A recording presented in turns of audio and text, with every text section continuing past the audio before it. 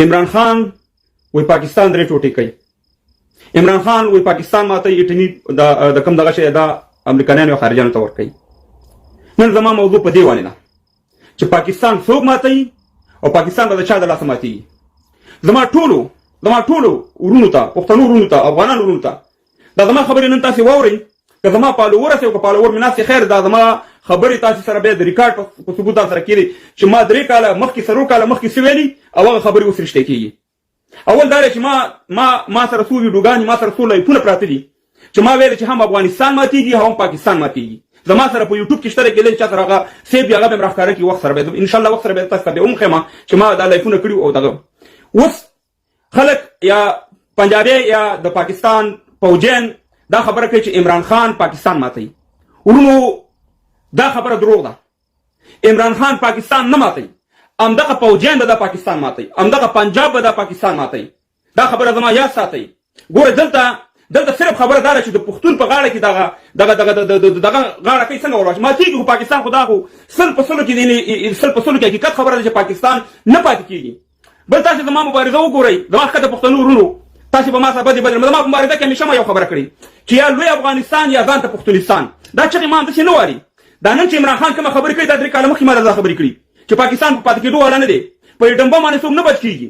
که ایټم بم خبره وای نو وروسته سره څومره ایټم بمونو څو ټوټې شو، برطانیه څومره لوی قدرت و څو ټوټې شو، همداسې عثماني خلافت همداسې نور چې راوالي نو پاکستان خو یو معمولي خبره ده.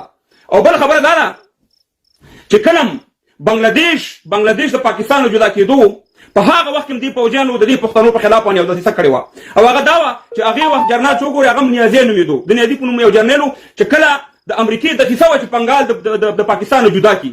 انډیا ته ویلې ته راشه، هلته امریکایانو ویلې چې موږ درځو کومک دپاره او هلته د پاکستان 93,000 پوځ چې په تاریخ کې داسې کار نه دی شوی 93,000 پوځ چې دی هغه انډیا ته تسلیم شو او بنګلادیش لاړ ورو ځان ته هېواد شو. د تاسې د پښتنو ورونو ویم دا همغه پروګرام دی. دا غواړي چې تاسې دغه پښتون، دغه عمران خان، دغه نیازي دغه همغه شی تکرار کړي. ما خو درته مخکې ویل چې پاکستان خو نه پاتې کېږي. دا سل په سلو کې زما د خبرو سره بابا د پي ټي آی مرګړو یا نور مخالفت خو نن د عمران خان د خولې نه تاسې خپله واورئ چې دا د پوج یو دا د امریکې یو پروګرام دی. او زه تاسو ټولو د پښتنو ته یو خبره کوم چې دوبۍ دومره ورکوټې ملک دی که نه دی ملک، دوبۍ دومره ورکوټې ملک دی که نه دی ملک، خلک پکې ولې خوشحاله دي؟ قطر دومره ملک دی که نه دی ملک، ولې پکې خلک خوشحاله دي؟ ابوظبي دومره ملک دی که نه دی ملک، ولې پکې خلک خوشحاله دي؟ نو که پاکستان اوس غټ دی څه پي چې ته پکې نارې او دغه، نو دا بالکل د خارجیانو پروګرام دی. دلته واړه ملکونه جوړوي لکه څنګه چې دوبۍ ده، څنګه چې قطر دی، څنګه چې ابوظبي ده. په همدغه حساب باندې به دلته دغه افغانستان او پاکستان نه به همدغه شان دغه جوړېږي. خیر چې زما خبرو سره ډېر خلک دا وایي چې دا څه بې ځایه لګیا دی، مهربانه دا څه شی وایي. خو ما چې الحمدلله څه په دې میډیا باندې خبرې کړي 95% زما خبرې تصدیق شوي او رښتیا شوي دي چې دغه پروګرام دی، دغه پروګرام به کېږي او دغه ملکونه به واړه ملکونه جوړېږي. اوس موږ ته څه پکار ده که موږ دا ویو چې یاره موږ د امریکې غلامان او پلان. زه تاسو یو خبره کوم چې دا ټوله دنیا غلامه ده، دا ټوله دنیا غلامه ده. پښتنو واورئ چې تاسو دا ټیکه په خپل غاړه کې مالئ چې ګنې تاسې به دا ټیکه په غاړه کې والئ تاسې به آزاد شئ. هېڅکله ازادي نشته. دا ګوره 5 قدرتونه درته دخیم: امریکا، برطانیه، فرانسه، روس او چین. دا د دنیا مافیا ده. د دې د لاندې چې ته حکومت ونه کړي والله کې تاسو په قصه کې وي.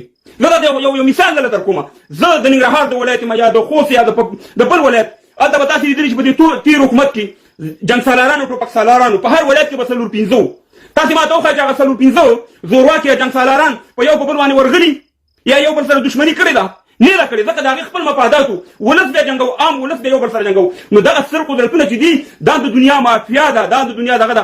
موږ ته څه پکار دی؟ موږ ته ګوره پښتنو ورونو دوه شیونه مې یاد ساتئ. دا زما لایف ځان سره سیف کړئ. موږ ته 2 شیونه پکار دي: په ګېډه باندې ماړه او تعلیم.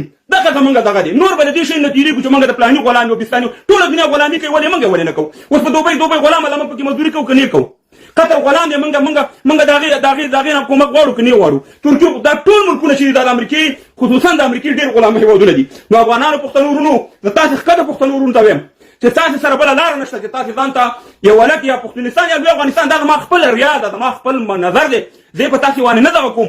خو پرونه پورې چې دا خبره ما کوله تاسې به ما ته کېدای شي ما ته به بد رد لیکلي یا کېدای شي ما ته به بله سترګه کاته. خو زه دله قسم خورم چې ستاسې د خلاصۍ لاره همدا ده چې یا به ځان ته پښتونستان جوړوو یا به لوی افغانستان جوړېږي. د دې نه بله لاره نشته. ګورئ که موږ چېرته په میلیونهاو کسان پښتانه بیا موږ قرباني ورکړو، بیا موږ مړه شو او اخره کې دا کار کېږي، نو ولې د هغې نه مخکې چې موږ ژوندي پاتې شو او موږ تعلیمونه وکړو، په ګېډه باندې ماړه شو، ولې موږ تاسې هغه قدم نه الو؟ نو موږ تاسې له پکار دا ده چې منګ او تاسو را پاسېږو او دغه کوم پروګرام چې دی دغه پروګرام چې موږ ته ضرر راورسي یا زمونږ کونډې یتیمان یا زمونږ ځوانان دور بدبخته کي نو د هغې نه دا ښه ده چې موږ دغه کوم پروګرام روان دی په دې پروګرام سره موږ لاړ شو او دا د دې نه بغیر بله لاره نشته دی پاکستان چې دی د سر نه واله تر پوندو پورې ټول قرضداره دی هر پاکستانی تاسې وګورئ تاسې ګړه واخسئ یعنې تاسې ټول داسې په نامه باندې پاکستان دی مګر دا ټول د بل چا دی دا ټول د هر شی د بل چا دی ستا جرنیل د بل چا دی ستا اکثر سیاستمداران د بل چا دي ستا د پوجیان ګوره دغه ستاسې پوجیان غټ پوجیان چې دي غټ جنرالان چې دي دا وګوره چې د ټول غټ